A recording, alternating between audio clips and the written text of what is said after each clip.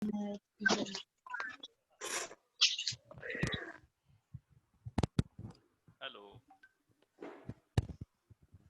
Good morning sir. Good morning everybody. प्यारे बच्चों, good morning sir. कैसे हैं बच्चे? सर ठीक है। ठीक है। आज हम बातें करेंगे नेक्स्ट लेसन रहीम के दोहे, पाठ 11। निकाल लीजिए रहीम के दोहे।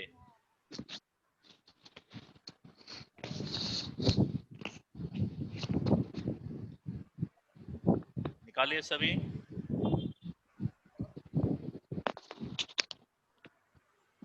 Yes sir. चलिए चलते हैं, देखते हैं रहीम जी क्या लिखते हैं। आप रहीम जी के बारे में जानते हैं। रहीम जैसे थे, कबीर भी थे, सूरदास भी थे और तुलसीदास।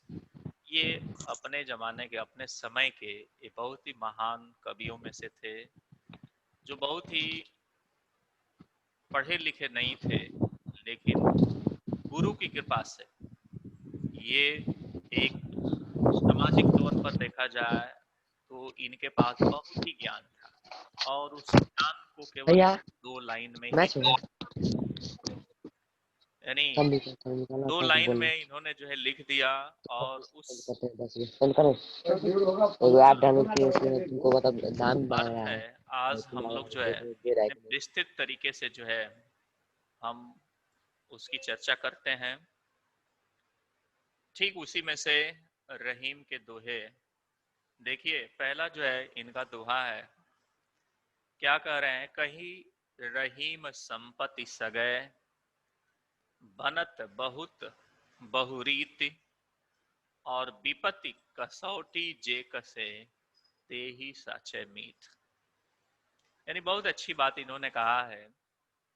इनके कहने का तात्पर्य है कि जब हमारे पास या किसी भी व्यक्ति के पास जब संपत्ति आता है, यानी कि बहुत ज्यादा उसके पास धन हो जाता है, तो उसके अपने लोग, बहुत सारे लोग मिल जाते हैं। मतलब उनको ये कहने वाले कि हम जो है आपके जो है रिश्तेदार हैं, हम जो है आप ही के बहुत ही खास हैं। अर्थात उनके जो संगी साथी जो लोग होते हैं, मतलब उनके बहुत ज्यादा लोग जो है मित्र हो जाते हैं। समझ रहे हैं? करे कही रहीम संपत्ति सगय, यानी कि जब संपत्ति होता है तो सगे संबंधी लोग, बहुत ज्यादा लोग हो जाते हैं उनके पास। और बनत बहु बहुरीत, और यह जो रीति है, ये जो परंपरा है, बहुत पहले से चली आ रही है। कोई आज की बात नहीं है कि आपके पास धन हो जाए तो आपके जो है बहुत ज्यादा रिश्तेदार, आपके साथी, आपके मित्र, बहुत जो है लोग जो है आगे पीछे हो जाएंगे और वे सभी लोग आपके जो है आगे पीछे एक जो है आदेश के लिए जो है पालन करने के लिए खड़े रहेंगे। तो ये बहुत ही पुरानी परंपरा है और आज भी है। लेकिन कभी रहीम जी का ये कहना है कि विपत्ति कसौटी जे कसे, लेकिन विपत्ति में जो हमारा साथ दे, आपत्ति का समय हो हमारा, विपत्ति का समय हो, और उस समय जो हमारा साथ देता, कह रहे कि ते ही साचे मित, वही जो है हमारा सच्चा मित्र है। क्योंकि संपत्ति होने पर या बहुत ही खुशियां होने पर तो बहुत सारे लोग जो है दिखते हैं, आसपास के लोग जो है सभी लोग जो है आते हैं और वे जो है हाथ बटाने के लिए जो है हमेशा तत्पर रहते हैं। लेकिन जब हमारी कोई विपत्ति का समय आ जाए और उस समय कोई अगर हाथ बटाता है, कोई हमारा साथ देता है, तो आप समझिए कि उन मित्रों में से जो मित्र हमारे संपत्ति के समय थे और आज मेरे पास संपत्ति नहीं है, लेकिन हमारे लिए वो आज जो है खड़ा है, यानी एकदम कसौटी पर खड़ा उतरता है, तो ये समझिए कि वही सच्चा मित्र है, बाकी जो है कोई मित्र नहीं है। तो रहीम दास जी का ये कहना है कि जब हमारे पास संपत्ति हो जाती है, बहुत ज्यादा धन होता है, तो बहुत ही सगे संबंधी जो है लोग आ जाते हैं, या हमारे बहुत सगे संबंधी लोग हो जाते हैं।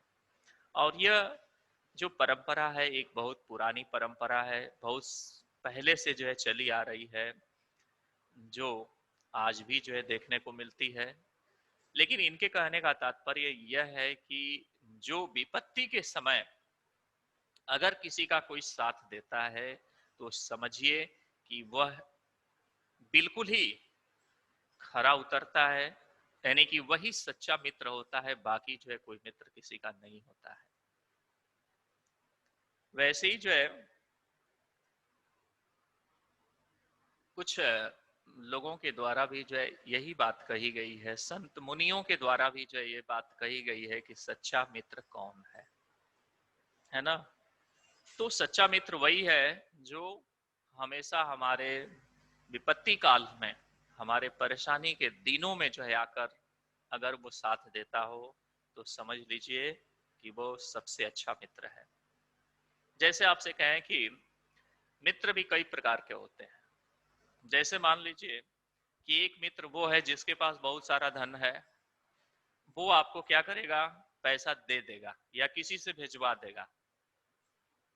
पैसे के द्वारा आप जो है अपना दवा इलाज या इत्यादि जो भी आवश्यकता की जो चीजें होंगी आप जो है ले सकते हैं। लेकिन उसके द्वारा कोई भी जो है दयापूर्ण बातें जो है आपके प्रति नहीं कही गई, केवल धन को जो है भुगतान किया गया आपके प्रति। ठीक है।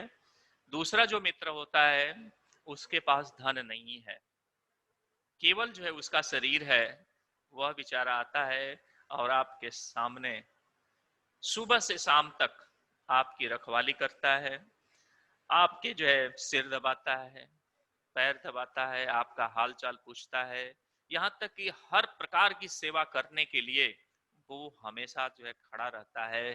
तो समझिए कि उससे महान जो है मित्र और कोई नहीं है। क्योंकि जो विपत्ति काल में पड़े हुए लोग हैं उनको ऐसे भी लोगों की आवश्यकता होती है जो उसकी सेवा कर सके। पैसा तो जिसके पास है पैसा कोई भी दे सकता है, लेकिन पैसा से तो केवल वो आदमी ठीक नहीं होगा, उसके पास अगर कोई मित्र ना हो, उसके घर के लोग ना हो और कोई पैसा दे दिया तो केवल पैसा से तो कुछ होना नहीं है, जब तक कि उसके साथ कोई रहने वाला ना हो, उसकी सेवा करने वाला ना हो।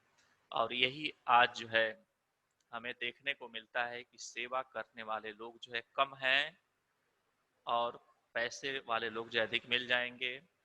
तो सबसे बड़ी बात हमें यह है कि हमें क्या करना चाहिए, हमें हमेशा जो है किसी व्यक्ति के प्रति सेवा का जो है भाव रखना चाहिए, क्योंकि ये बहुत ही महान जो है एक कार्य है सेवा का भाव। अगर आपके पास कुछ नहीं है लेकिन किसी व्यक्ति के प्रति आप सेवा का भाव रखते हैं निस्वार्थ रूप में, तो यह सबसे बड़ा जो है कर्म है। वह व्यक्ति आपको प्रसन्न भी होगा, जब वो अच्छा हो जाता है तो आपको भी जो है या तो सेवा करने का मौका लेना चाहता है या तो आपके द्वारा दिए गए धन को रीपेमेंट कर देता है, अर्थात वह पुनः जो है भुगतान कर देता है और आप भी जो है प्रसन्न हो जाते, वो भी जो है प्रसन्न हो जाता है। ठीक है। चूंकि हमने विस्तृत रूप से इसलिए बताने का प्रयास किया इस दोहे को कि इससे जो सीख मिल रही है जो समाज में, आप भी जो है जाने कि क्या जो है इससे जो है और इसके फायदे हैं और किस तरह के जो है लाभ हमारे जो है जीवन में इससे मिल सकते हैं। तो इसीलिए आप इसको विस्तृत रूप से जो है सुन रहे थे। अगर आपको केवल व्याख्या करना होगा तो बहुत ज्यादा विस्तृत नहीं करना है, केवल आप इतना ही कह सकते हैं कि रहीम दास जी का कहना है कि जब संपत्ति होती है, जब बहुत ज्यादा धन होता है तो हमारे सगे संबंधित बहुत लोग जो है मिल जाते हैं और यह परंपरा जो है बहुत ही पुरानी है। लेकिन सच्चा मित्र वही होता है जब विपत्ति के समय में जो है साथ देता है। बस केवल आप इस इतना व्याख्या कर सकते हैं, लेकिन इसकी महत्ता को जानने के लिए आपको जो है बहुत सारी बातें जो है बतानी पड़ेगी, जिससे जो है आपको मालूम चले कि क्या उचित है। क्योंकि आप अगर समाज में रह रहे हैं तो समाज में अनेक प्रकार की घटनाएं होती हैं, और वह कोई जरूरी नहीं कि केवल जो है पैसे से जो है उसका इलाज हो। कुछ ऐसे भी हैं जो भाव से भी हो सकता है, जो दया की दृष्टि से भी हो सकता है, जो एक करुणा की दृष्टि से भी हो सकता है, या एक जो है दूसरे लोगों के प्रति सहभागिता लेकर जो है, जैसे उसके साथ जो है लग करके और उसके हर प्रकार के कार्यों में हाथ बटाकर भी किया जा सकता है। अनेक प्रकार के ऐसे जो है कार्य हैं जिनको जो है हम भलाई के लिए जो है कर सकते हैं। तो इसलिए बच्चों, हम सभी को जो है ऐसे संस्कार होने चाहिए कि हमें आने वाले समय में या आने वाली जो आगे हमारे बाबा दादा जो लोग भी जो है वृद्ध होंगे, कभी ना कभी सारे लोग वृद्ध होंगे, तो अगर वो होते हैं तो उनका हम देखभाल कैसे करते हैं, या उनका जो है हम सेवा कैसे कर सकते हैं, ये चीजें तो हमें कूट कूट कर जो है सभी लोगों में भरी होनी चाहिए, ताकि अपने बाबा दादा या जितने भी जो बुजुर्ग लोग हैं, वृद्ध लोग हैं हमारे घर के, उनकी सेवा करने का जो है हमें एक अवसर जरूर मिले, और निश्चित रूप से हमें ये कार्य करना भी चाहिए। क्योंकि वृद्ध तो अवश्यंभावी है कि सभी लोगों को होना है। कोई ऐसा व्यक्ति नहीं जो ये कह दे कि हमें तो वृद्ध नहीं होना है या हम वृद्ध नहीं हो सकते, ऐसा है नहीं। तो वृद्ध जो है सभी को होना है, एक दिन सभी को उसी जो है स्टेज से गुजरना है। तो इसलिए हम ऐसा जो है संस्कार भरें अपने बच्चों के अंदर, अपने जो है सहपाठियों के अंदर, अपने अन्य लोगों के बीच, जो आने वाला समय उसका जो है पालन करता रहे, और फिर उसके बाद आने वाला जो समय है फिर जो है उसका पालन करते रहे, जिससे ये कड़ी जो है हमेशा हमेशा के लिए जो है चलती रहे। इसमें किसी प्रकार की वो कड़ी में जो है विच्छेदन ना हो, या वो कड़ी जो है टूट ना जाए। यही हमारा संस्कार है, और ऐसी चीजों को जो है हमें जरूर रखना चाहिए। हमने बहुत पहले एक श्लोक के माध्यम से बताया होगा कि आयु, विद्या, यश और बल, ये चार चीजें कैसे बढ़ती हैं। तो जो हमारे वृद्ध लोग हैं उनका अभिवादन करने से और उनकी सेवा करने से, मात्र उनका अभिवादन मतलब उनका सुबह सुबह उठकर प्रणाम करने से, उनके पैर छूने से और उनकी सेवा करने से चार चीजें जो है बढ़ जाती हैं। वो चार चीजें कौन कौन सी हैं? आयु, विद्या, यश और बल। अब बताइए कि आपको जो है बिना जो है कुछ दिए आपको कोई चीज मिल जाए तो क्या आपको अच्छा नहीं लगता? बहुत ही अच्छा लगेगा सभी को। क्योंकि आयु जो है हम किसी दवा के द्वारा नहीं ले सकते, कोई दुकान से नहीं खरीद सकते कि हम जो है बहुत ही आयुवान जो है हो जाएं, ऐसा कुछ नहीं है। तो ये जो है हम क्या आशीर्वाद से ही ले हो सकते हैं। दूसरा, आयु विद्या की बात करते हैं। विद्या भी जो है जब तभी जो है बढ़ सकती है जब हमारे अंदर क्या हो? विनम्रता का भाव हो, अर्थात एक पोलाइटनेस का भाव जब होता है तो निश्चित रूप से हमें जो है विद्या जो है प्राप्त होती हैं, और जब विद्या प्राप्त हो जाती हैं तो हमें विनम्र बना देती हैं, और पात्रता आ जाती है हमारे अंदर, और हम जो है हर चीज हमारे अंदर विवेक हो जाता है, यानी सोचने समझने की जो शक्ति है वो हमेशा बनी रहती है। यानी किसी भी कार्य को करने से पहले हम उस या करने के बाद हम जरूर जो है उस पर विचार करते हैं कि क्या अच्छा है और क्या बुरा है, हमें क्या करना चाहिए और क्या नहीं करना चाहिए।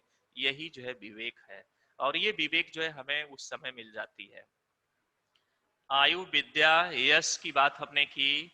यश का मतलब जो है आपकी कीर्ति, कौमुदी से मतलब है कि आपका जो है नाम, अगर आप अच्छा काम करते हैं या बहुत ही अच्छे किसी पद पर जो है आसीन हो जाते हैं तो निश्चित रूप से आपको जो है यश, कीर्ति जो है मिलती है।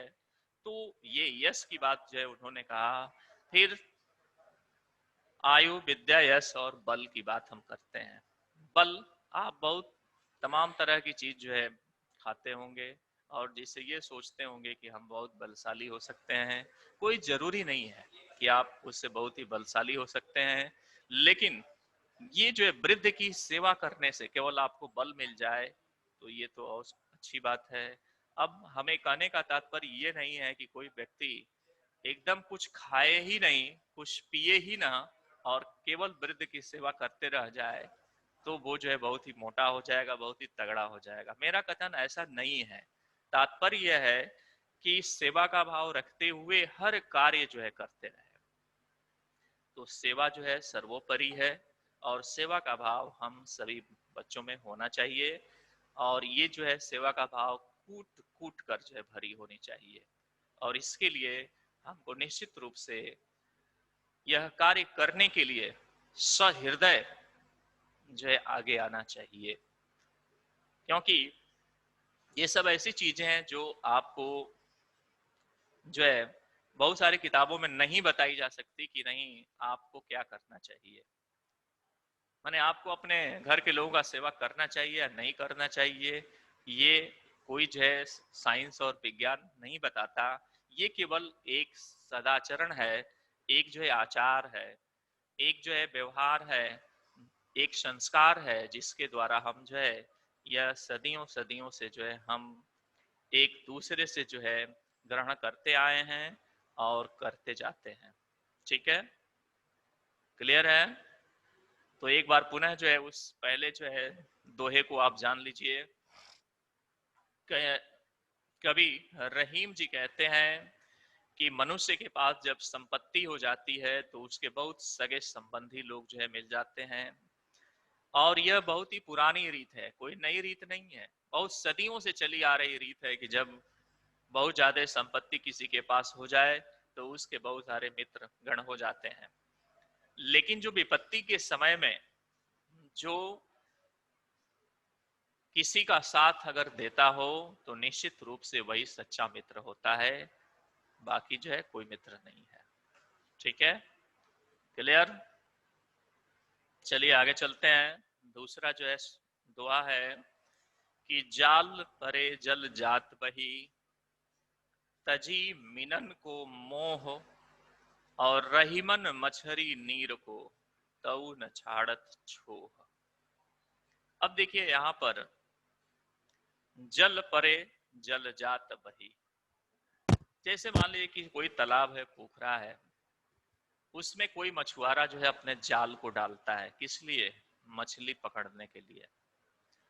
और जाल डालता है और दिन भर भले मछलियां न मिले, लेकिन इस मोह में वहां रह जाता है कि निश्चित रूप से इसके बाद मैं जब जाल को निकालूंगा तो मछलियां, बहुत सारी मछलियां आएंगी, और आएंगी या नहीं आएंगी ये तो समय बताता है, लेकिन उसी मोह में वह व्यक्ति वहां रह जाता है। आप बहुत से लोगों को देखे होंगे कि बंसी लेकर के सुबह से शाम तक एक ही दो मछली प्राप्त कर पाते हैं, लेकिन वो सुबह से शाम बिता देते हैं। क्यों?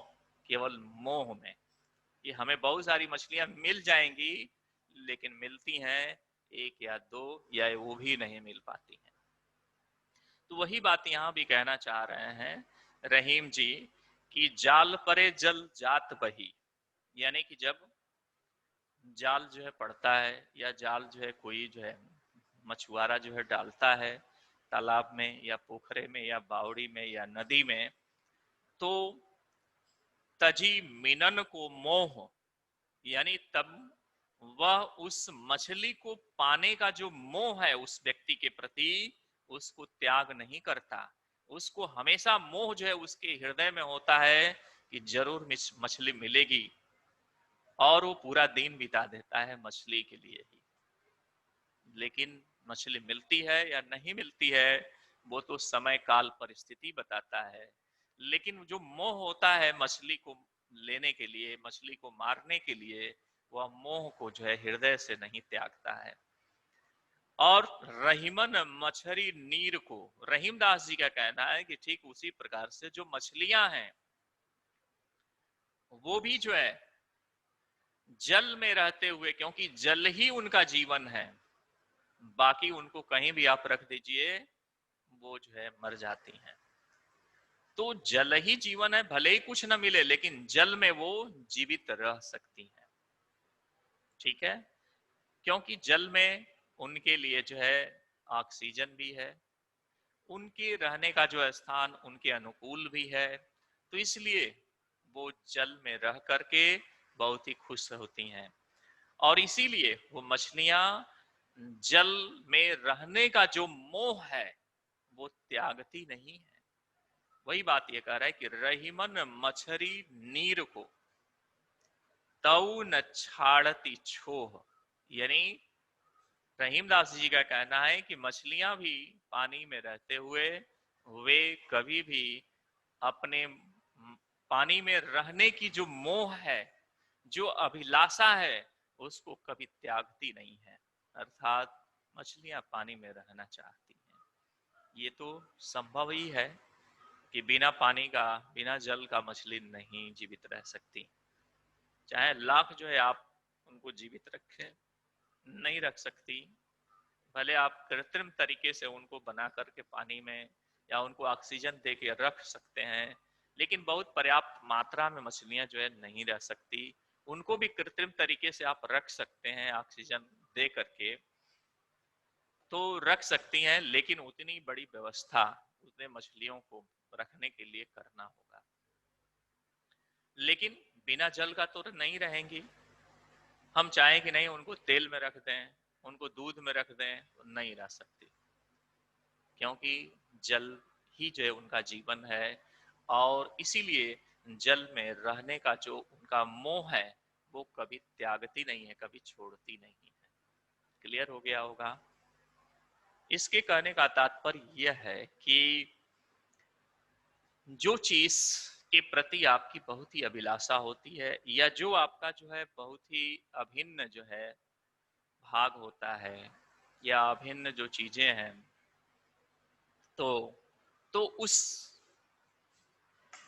उस तरीके से आप जो है उसको बहुत ज्यादा जो है मानते हैं, या बहुत ज्यादा जो है उस पर जो आप जो है उसमें रहने का या उसको जो है प्राप्त करने का जो है आप प्रयास करते हैं। जैसे मान लीजिए विद्या ग्रहण करने की अगर बात हम कहते हैं कि जो बच्चा 5 तक 8 तक क्लास ले लिया है, पढ़ लिया है, और जैसे आज आप अपने घरों में बैठे हुए हैं, आपको कोई पढ़ाई लिखाई न किया जाए या आप पढ़े न, तो आपके मन में भी कभी न कभी होगा कि अरे मैं तो बहुत ही बेकार, या मैं तो बहुत ही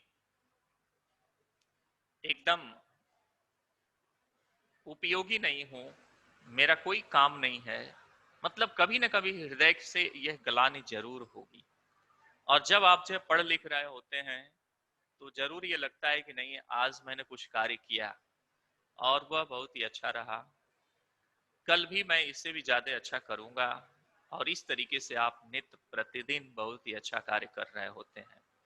तो आपका मोह जो है इससे आपको भंग नहीं होने देता, अर्थात आप इससे दूर नहीं होते हैं। अगले दिन भी आप चाहते हैं कि हम जो है पुनः जो है कक्षा, यानी जब भी क्लास चले हम जरूर जो है पढ़ें। लेकिन जब इससे हमेशा हमेशा के लिए आप दूर रहेंगे तो जिस चीज का आपको आपके प्रति या आपके कार्य होंगे, जो ही कार्य होंगे उसमें ज्यादा आपको मन लगेगा। जैसे मान लीजिए कि आप जो है बहुत ही कंप्यूटर चलाते हैं, या आप कंप्यूटर की दुकान पर बैठे हुए बहुत ज्यादा जो है लोगों के खाते जो है चेक करते हैं, उनके पैसे देते हैं, या आप जो है क्रेडिट डेबिट करते हैं।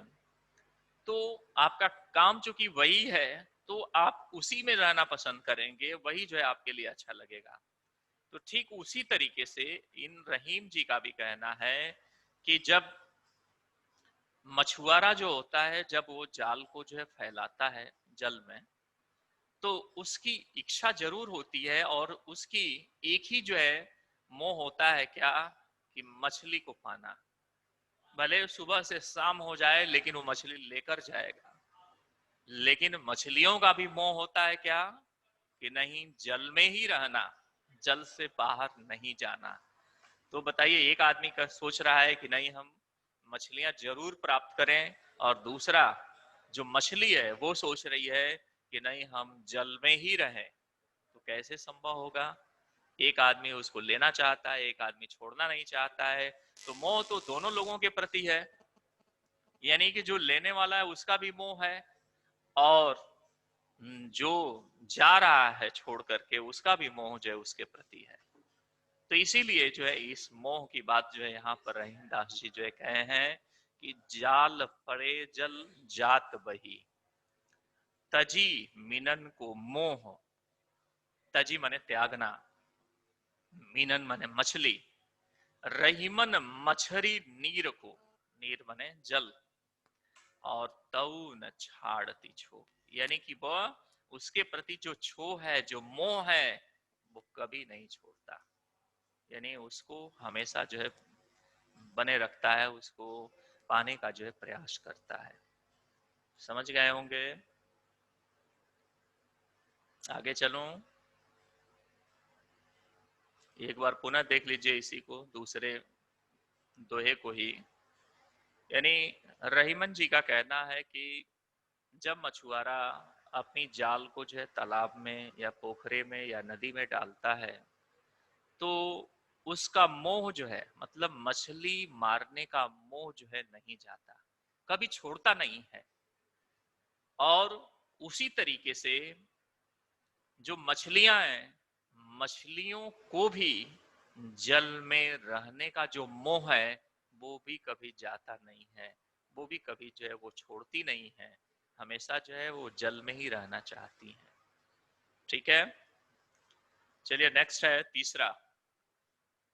तरवर फल नहीं खात है, सरवर पियत न पान, कही रहीम पर काज हित, संपत्ति संचय ही सुजान। तरुवर का मतलब जो वृक्ष होता है, फल का मतलब आप समझ रहे हैं कि जो फल, यानी पेड़ पर जो फल फलता है। खात मने खाते हैं, और सरोवर का मतलब सरोवर से मतलब है, तालाब से मतलब है, नदी से मतलब है। पियत मने पीना, और न पान मतलब उसका पान करना। कही रहीम पर काज, पर माने दूसरा, काज माने कर्म, यानी दूसरे का कार्य, दूसरे के प्रति कार्य, यानी जिसको हम क्या कह सकते हैं, कल्याण। हम दूसरे का काम निस्वार्थ अगर कर रहे हैं तो क्या है वो, कल्याण है ना, परकाज है वो। हित का मतलब भी कल्याण ही होता है। संपत्ति माने धन, और संचय माने इकट्ठा करना, और सुजान मतलब सज्जन लोग। यानी तात्पर्य इनका यह है कि जिस प्रकार से कोई पेड़ अपने फल को जो है नहीं खाता, और कोई सरोवर तालाब या नदी स्वयं जो है पानी नहीं पीती, तो उसी तरीके से रहीमदास जी का कहना है कि जो सज्जन लोग होते हैं उनका जो धन होता है, धन जो संचय होता है, वो दूसरे के हित के लिए होता है, परोपकार के लिए होता है। इस तरह से हम ये कह सकते हैं कि जब कोई भी जो है पेड़ पौधे फल को प्रदान करते हैं, लेकिन फल को जो है स्वयं वो खाते नहीं है। और वैसे ही जो है जो जल का स्रोत है, नदी है, पोखरे हैं, बावड़ी है, या जो तालाब है, ये जल के स्रोत हैं, लेकिन स्वयं जो है पानी को जो है नहीं पीते। इससे दूसरे लोगों का ही कल्याण होता है, फल को दूसरे लोग ही खाते हैं, और जो नदी के जल को ही भी नदी नहीं पीती बल्कि दूसरे लोग ही जो है पीते हैं। तो रहीम जी का ये कहना है कि उसी तरीके से जो सज्जन लोग होते हैं समाज में, तो वो जो धन इकट्ठा करते हैं, धन जो संचय करते हैं, उनका धन संचय होना एक परोपकार के लिए होता है, दूसरे के कल्याण के लिए होता है, यानी किसी हित, बहुत बड़ा कल्याण की कार्य के लिए जो है ऐसा करते हैं। ठीक है, तात्पर्य यहाँ यह है कि जिस प्रकार से आप जो है समझ सकते हैं कि कोई भी चीज, कोई भी व्यक्ति किसी चीज को जो है अगर वो ग्रहण करते हैं और वह उतना ही ग्रहण करते हैं जिनको जितनी आवश्यकता है, बाकी जो है दूसरों के लिए छोड़ देते हैं, तो ये तो एक परोपकार है। लेकिन जब वही चीज लोग वो ये सोचने लगते हैं कि नहीं हम तो ग्रहण कर ही रहे हैं, कल परसों अगले दिन के लिए लेकर रख लें, फिर अपने भाई के लिए रख लें, अपने जो है बच्चे के लिए रख लें, माने वो अब उनकी मन मस्तिष्क में क्या एक लालच की भावना जब आने लगती है, तो वहीं से जो स्थिति खराब हो जाती है ना।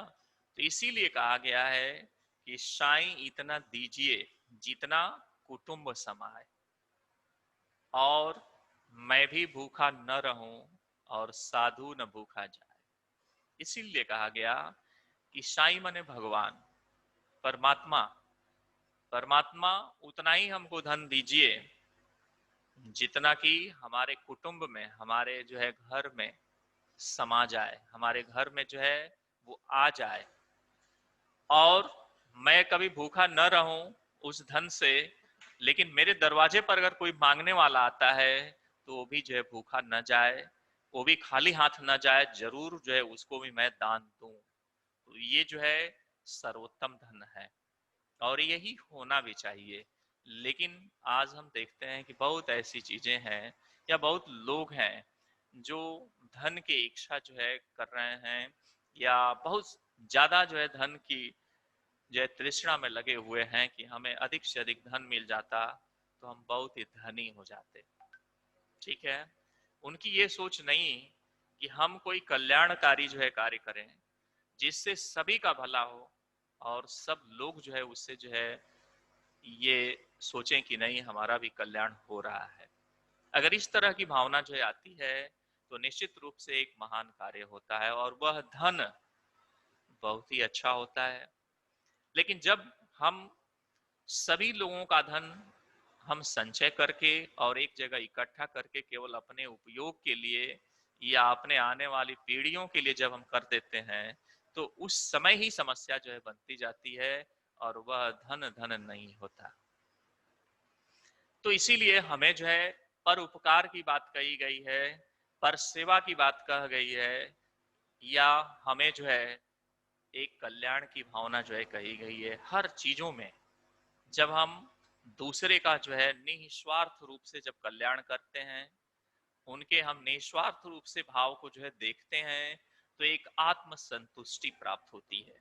और ये आत्म संतुष्टि कोई ऐसी चीज नहीं होती जो कि हम किसी दुकान से खरीद सकते, या हम किसी से मांग लें, या हम किसी से चुरा लें। ये ऐसी चीज होती है जिससे आपको शांति मिलती है और आपको संतुष्टि मिलती है। ये ऐसा धन होता है जो कहीं मिलने वाला नहीं है। ये केवल आपके अपने जो है व्यवहार से, अपने संस्कार के द्वारा या अपने सदाचरण के द्वारा ही ये जो प्राप्त की जा सकती है। तो जैसे कोई बच्चा ये कहता है, अगर मैं उससे पूछता हूं कि आप ये बताइए